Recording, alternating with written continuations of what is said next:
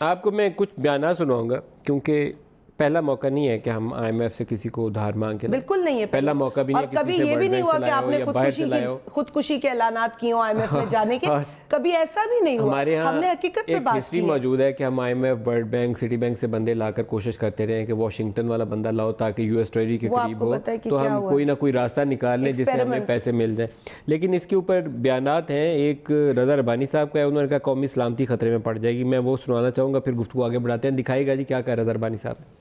پاکستان کا nuclear programme, Pakistan کا اس وقت سٹینڈ آف ود انڈیا، ان تمام چیزوں کے اندر تمام تر سینسٹیو انفارمیشن اب ان ہاتھوں میں سے گزرے گی اور ان لوگوں کو نالج ہوگا جنہوں نے اوتھ آف سیکریسی جو ہے وہ نہیں لی ہوئی، نہ ایڈوائزر نے اوتھ آف سیکریسی لی ہوئی ہے اور نہ ہی گورنر اسٹیٹ بینک نے اوتھ آف سیکریسی لی ہوئی ہے۔ So Pakistan national security is at risk.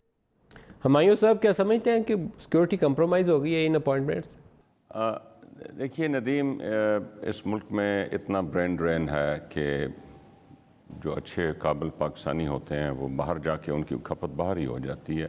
Unfortunately ہم اپنے ملک میں ان کو واپس لانے میں کامیاب نہیں ہوتے۔ ٹیکنیکل منسٹریز میں ہر پاکستان کی پولیٹیکل پارٹی کو یہ معاملہ درپیش ہے، ان کے پاس ٹیکنیکل منسٹریز ہینڈل کرنے کے لوگ نہیں ہوتے۔ اب رضا باکر اگر واپس آئے ہیں پاکستان میں ایک بہت اچھی 19 سال کی آئی ایم ایف کی نوکری چھوڑ کے، تو ہمیں تو ان کو ویلکم کرنا چاہیے۔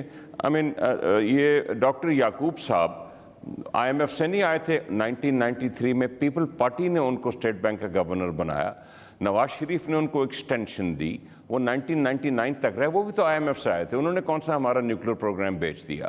ڈاکٹر محبوب الحق جو ایک کامیاب ترین پاکستان کے اکنامک منسٹر رہے ہیں، وہ بھی ورلڈ بینک سے آئے تھے۔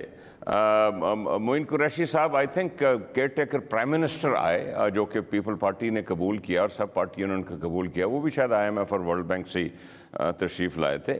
اس طرح کی بے شمار مثالیں۔ ڈاکٹر عشرت حسین ورلڈ بینک سے آئے، گورنر اسٹیٹ بینک رہے۔ Shamshad Akhtar Asian development bank سے آئیں، وہ گورنر اسٹیٹ بینک نہیں۔ شمشاد اختر، عشرت حسین صاحب آئے۔